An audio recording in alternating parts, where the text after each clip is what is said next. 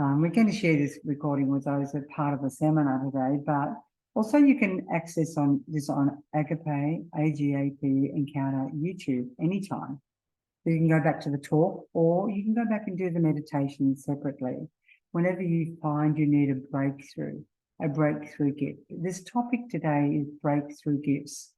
And I've even dressed up because it's relevant to Christmas, because we're going to talk about relationships, and it's really difficult for a lot of people at Christmas to have unresolved relationships, or relationships they can't resolve. But I'm going to share with you what you can do today so that you can go into not just Christmas, but every day in a different state, in a different way, if you choose to do that. So one of the things that I'll call this gentleman Jack. I'm going to share with you some stories and share with you from the stories, because it's so much more interesting than me just talking. Jack came the other day, and I said to him, "How are you?" And as I shared earlier on, he said he was like a roller coaster ride, and he had voices in his head. And I said, "So what do you want today? What are you hoping for at the end of this encountering session?" Because I'm a facilitator, and I just help people get connected to themselves under the guidance of the wonderful counselor, and then they listen to themselves and to the Creator, and that changes everything. So he said, "I just want to be anchored. I just want to be stable. I just want to be able to be earthed," because he's been doing a lot of meditations, but I'm not sure what he's been meditating on and what he's been using to meditate on.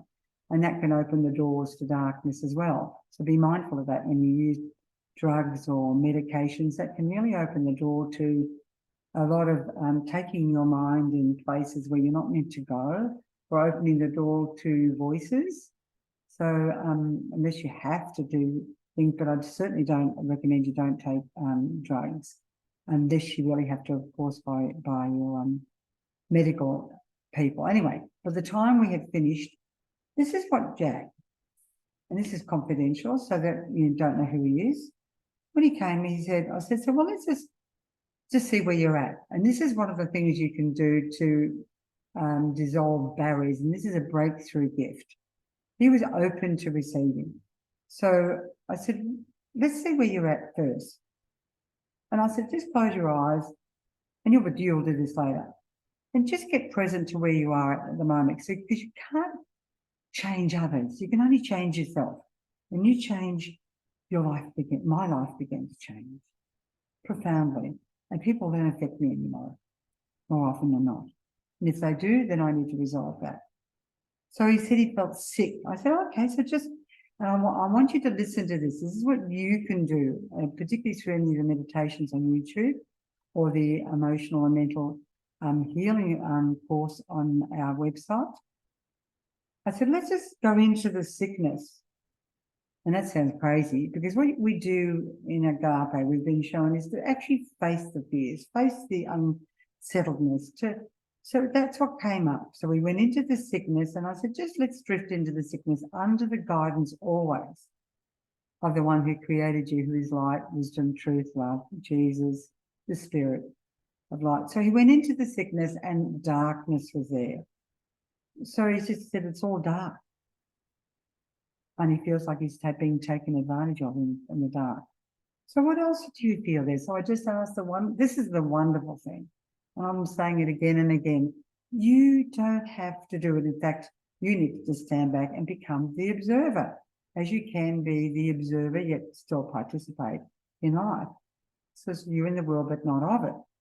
So as he stood back, I said, what else, wonderful counselor, does he feel? Stuck, sad, desperate, low. Okay, so that took a while, and I just listened, and he listened to himself. I listened to him, and I said, what are you believing in those feelings? Because the feelings always lead to the beliefs and thoughts, and your life is what your thoughts make it. And unfortunately, they're formed often in the womb all the way through life, and they're okay if they're fine, and they're true, but if they're not, that can just ruin your life, or certainly create havoc and roller coaster rides. So what are the beliefs, wonderful counsellor? in Jack's mind now. So I got him to listen. So this is all about becoming aware and present. And he said, not good enough. And this is over a period of time. Not worthy, not motivated. He's stuck. Not good enough again came up. Can't do anything. Completely stuck. No movements, no movement. Can't get out of the darkness. So again, I identified, and this is the same with you. It's also simple for me now when people are open. I said, what do you relate to? Who do you believe in? Because he wasn't brought up in any faith. So I said, light, truth, wisdom, Jesus, God, I don't know. Where are you at? Oh, he said, I'd like the light. So I said, well, would the part of you in the dark, and these are different aspects of our mind, would that allow the light to come in? And he said, yes. So it's all about communication and negotiation and respecting the other person. So I said, close your eyes. I'm going to ask the light of truth, wisdom, and love to come into that dark space. And with that, instantly, because he's so open, he saw this bright, brilliant light. He said, I'm seeing this light. So instead of darkness, there's all this light. He said, it is almost blinding, it's so bright. And I'm just going to go over it quickly. So I said, in that place of light now, I'm going to check through all those. I went through all the emotions. I went through all the beliefs slowly. All of them were irrelevant. All of them had dissolved. All of them didn't affect him, influence him anymore. And so I said, what I'm going to ask wisdom to show you, what do you feel now in this light? He said, he said, I'm getting a word saying, get a hold of yourself. And he said, but it's in a good way, not a critical way. And, you know, there's never criticism or judgment. He said, I feel good. I'm already being helped. He said, I feel refreshed, more earthed. There's more motion, he can move. And he said, and it's just this new freedom. So I said at first, so I brought him back. I said, first you said the roller coaster ride was like this. I'm sure you all relate to that. Certainly with some of you going into Christmas, with dealing with all the situations in relationships. So you can be like a roller coaster ride like him. He dealt with his feelings, thoughts. Again, this is the course on our website that you can go to and do it yourself with a wonderful counsellor. And he got what he came for. He wanted to be anchored. He wanted to be centered, despite the fact that his life hadn't changed yet. So that's the first thing, is to resolve a barrier, is to really be open, as Jack was. And in Hebrews 12, he was making every effort. Hebrews 12:4, making every effort to be at peace, but he didn't know the way through. I showed him because I've been doing it for 23 years. Well, actually much longer, but in this way. So that's one thing. To resolve the barriers is do the course on the website. Just love yourself enough to give yourself a voice of your feelings, your thoughts and beliefs under the guidance of wisdom of the love, and please gain his perspective. And if you get really, really stuck, then give us a ring. But often we're not here, but please, we're trying to really enable you and empower you so you can really begin to love yourself and be present to yourself. What's the next thing to as a breakthrough gift? That's the one that I have used over and over again in my life. Whenever I feel unsettled and out of the place, apart from the body, mind, heart, and spirit, this is taking a little more time to get in touch with myself. So the second one is to be open. I've already mentioned that. To receiving. Peter, a guy I knew years ago, who unfortunately has now passed on, or maybe it's fortunately, I loved his heart. But Peter had made some pretty big mistakes in his life, and he got caught out. And he started living underneath the railway line. Eventually he walked into a group that I was involved in and leading. Peter and I got to know each other over the time, and I began to take him out for lunch and just listen to him. And over the years, he had wonderful encounters, and he opened up and shared the mistakes that he'd made and what it had done to his family. And And the big thing that I learned from Peter and myself journeying together was that he believed that he didn't deserve. We got him a new place to live in. He didn't feel comfortable in it. I said, why don't you feel comfortable in this new place, Peter, with the new furniture? He said, no, I deserve to live only underneath the railway. And said there are people there too, and they're all at the same level as me. So being open to receiving, because that belief, because we make mistakes, is I don't deserve anything good, actually acts as a barrier, and it keeps you stuck. So forgive yourself. And that goes straight on to the next one, which is forgiveness. In James 4:1, it just talks all about forgiveness. There's a lot of people that want vengeance these days. And look, when you've been abused physically, emotionally, mentally, of course you want revenge. Of course you want to get back at them. But the way you get back at them is becoming your own best self and gaining the truth and being restored, not only restored, but then you can use your experience to be present to others who have been bullied or abused in some form or some way. So that's what I've done, because I used to be bullied. So how do you do the forgiveness thing? Just what Jack did. You thoroughly listen to all your feelings. We're going to do it in a short while, and then the meditation. And I'm also going to open the opportunity today to somebody who might want a bit of a breakthrough. And I step out in water here, and I want you to all watch and see, with their permission, just to show you how you can break through, which is very much like Jack's way of breaking through. So forgiving, and I go back to the stories I've told you before about a young girl who was, and it stays with me because it was so powerful. She was abused sexually by her father, the one she was supposed to trust and was supposed to be there. How do you forgive that? But she did all the feelings, she did all the emotions, she unloaded, but I still can't forgive. And that's where I communicate to wisdom and say, wisdom, what do we do now? I don't know. I'm just constantly listening to it. And he just said, Jesus said, just use my forgiveness from the cross, where I was abused physically, mentally, and emotionally, where I was taken advantage of. When those who loved me turned upon me, just wanted to make me king, ran away from me, abandoned me. So I said, okay, do you want to do that? She said, yes.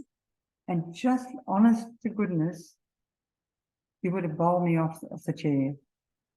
She opened her eyes just with the yes, I'll take his ability to forgive. She said, it's okay now. It's all gone. So the way I test it is I say, now I want you to look at your father and the memory that we had to start with. I'm going to ask the wonderful counsellor, how do you feel now? She said, all the feelings are irrelevant. I've still got the memory. All the feelings are gone, and all the beliefs about you being, shameful and dirty and all of that sort of stuff. No, she said, it's all irrelevant now. She said, I just feel peace. That's profound. That's profound in my case. She walked out of the place like a different person. So forgiving, you can forgive with the forgiveness of Jesus when it's been unbelievable. Check out James 4, that's really good. And do the three-way perspective. Again, we do that, we're going to do this today, and you can go back and use it again. That might help.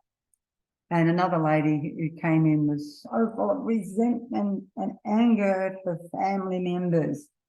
And at the end of our session of her encountering herself, etc., she was laughing, she was giggling, she was gone from, absolute desperation and etc., really down in the dumps, really bad, to looking back at it all and laughing at it.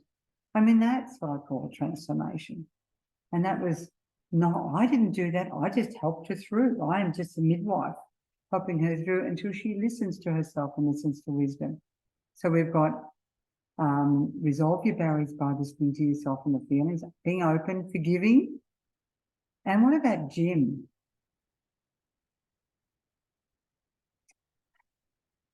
Jim's been having a lot of problems. This is a new story with his physical being. Now, I have a great belief, more often than not, obviously, you can have an accident or there can be genetics that are wrong, but I'm talking in general here now.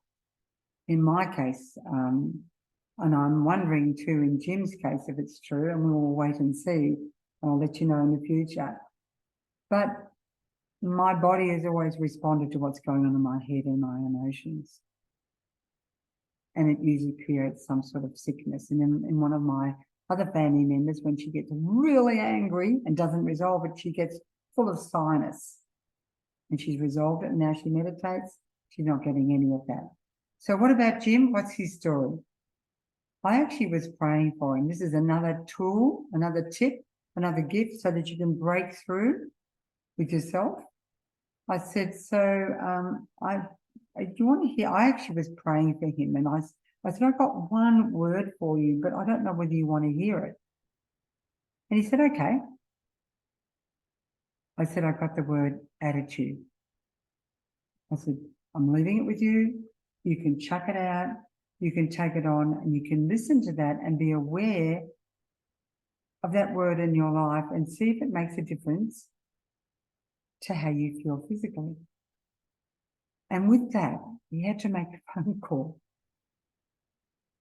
And he was, just before he's making the phone call, he was complaining, blaming, and getting really aggro.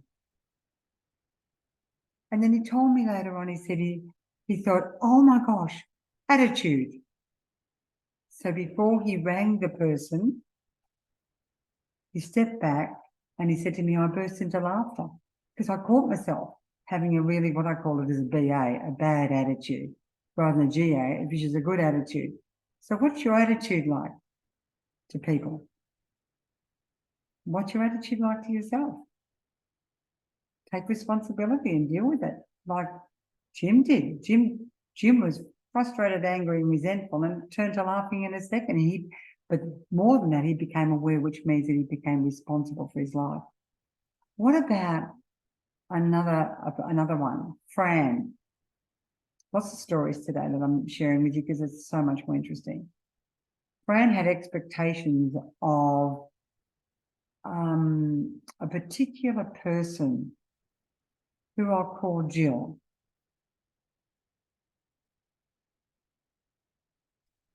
And Fran was totally unaware she had those expectations. She ended up feeling disappointed. This is the sign that you've got expectations of someone. She ended up feeling discouraged, disappointed, wanting to give up some of the work that she was doing. She's, the words in her mind, she told me, were, what's the point in going on? So you hear all this, by those feelings that you have expectations and you have been led to expect something of somebody and they have disappointed you. That will lead to those feelings. So can I suggest the way out of that is to have an expectant faith in the one who is within you and all around you, and let him be first there in your life when people let you down, etc., etc. Don't expect anything of them. You can hope that they will be respectful of you or listen to you or whatever, but don't put your expectation in them. Put your expectation in the one who will keep you maintaining peace within you, and let them go. Forgive them. Let them go. Fran felt a lot better after she realised it was expectations. It was obvious it was disappointments. She had all these negative feelings, and she could have gone on and made decisions that would have changed the course of her life. And it wouldn't have been a good decision. It would have been made out of disappointment and frustration. And the last one I'm going to say is time. All of you have heard this, time to be still. When I wanted change in my life, when I wanted breakthrough gifts in my life, I had to learn to be still. And that's been a 40-year journey, even perhaps longer. But the change from where I used to be to where I am today is profound. And I'm talking particularly in the sense of the emotional roller coaster and the emotional pain I used to feel. And the triggers that people would say things and I would get triggered off and not know what was going on, which was my unconscious, subconscious, unresolved feelings and emotions, which the wonderful counsellor has taken me to, which is now at peace. I don't get triggered off anymore. I rarely get triggered off. But I know what to do. So this is what these seminars are about, is enabling you, equipping you, not to come to me, not to rely on a person, or perhaps you need a counsellor. Please do go to a good counsellor or a psychologist. But rely on one who is the wonderful counsellor within you by being still. Or in the moment, on the spot, being still. When you start to recognise you get, as I said, which is where I started, get unsettled, stop. Use those words, take over, and see what happens, particularly when you learn to be still and you feel, I used to learn to be still at 5 minutes to start with, went to 2 hours because I needed it. I needed to my farm needed to be calmed greatly. I had so much to resolve. But I did it much better than where I was to where I am now. And the last thing is when you become calm, and this is the thing that's really difficult for a lot of us, is those whose minds are stayed and they live in peace. And you can do that as you go into a Christmas party. You can do that as you go into a difficult situation that you don't really want to go, or with somebody that you can't change anyone else, you can only change yourself. But as you change, let me tell you, they'll either disappear out of your life or they no longer will affect you. And now everyone else in my life that used to get to me doesn't get to me anymore, and they've changed towards me. So it's a great gift to go to remain in that place of peace. And the other thing I did was I asked the guardian, and you may or may not believe in them, I asked the angels to surround me, and I asked the angels to go before me to the people I was meant to speak to at the party, maybe the Christmas party, the situation that I wasn't really looking forward to, that I was feeling unsettled about. And I saw incredible results. Even one of the family members, as I've shared with you in some of the other talks, one of the family members said, "Oh my gosh, I couldn't believe how you were." And everyone kept coming to me. I didn't go to anyone. And I did little but be present to the angels. I didn't want anything. I didn't need anything. I was just being, because I learned how to be still. And I knew that place to go and step back into.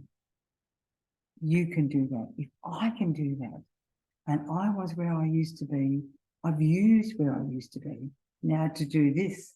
And I was involved with a lot of other organisations prior to this 23 years of Agape. I was involved in a leadership group in the healing ministry and all sorts of things. But I was led to do this because now I understand, because there's so many people now that have emotional and mental problems. I know from my experience, and I say that humbly, and from the experience with the wonderful counsellor, how in my case, in a lot of people's case, that can be resolved. You can actually get a breakthrough gift for Christmas. You can go to the Christmas functions, go wherever you're going, and you can maybe take one thing from what I've suggested today. One, I'm going to pause for a minute before I close. What's the one thing that I've shared that you relate to? You can make a decision that you're going to do that one thing, but with the one who is within you, enabling you, helping you, he's the greatest helper, and being the one that will speak through you, with you, and his angels can surround you. What's that one thing? And if I hear someone say, "Oh, but it won't work," straight away you put a barrier up again. you won't get the gift. You may have tried before, but have you tried in this way? Try it and see. Make life an adventure rather than having a roller coaster ride that goes deep into the dark areas and up again and all over the place. Make it fun. Make it adventure. Do what Tim said and did. He was so frustrated and angry today. And then he shared with me it turned into laughter. To see how you can go, despite what you've done, give the one who gives you life a chance and see what he can do with you. Even he can resolve his anger, your anger, because he used to have anger. And you can work through your anger with him, and you can do it through the meditation that we're going to do now. Anger can be resolved. It can be a massive block if you don't accept it and work with it and through it, just like with any other emotion. There is something in my book, Peace, Presence and Power, which you can, actually most bookshops can actually order it for you if you wish to buy it. So please resolve, be open, forgiving, and let your energy change from frustration to laughter. And let go of the expectations. You can live in hope, but don't rely on anybody except the one, first of all, within you, and be still. I hope you have an adventure at Christmas. I hope you have a breakthrough gift from today. I hope that you practice it, because that's how you get good at it. I practice it every day, throughout the day. I practice the presence of the one who is within me, the one who I've got to know, who's all merciful and all love, and who just wants me to get out of the way more often than not, and see what he will do. Thank you for listening.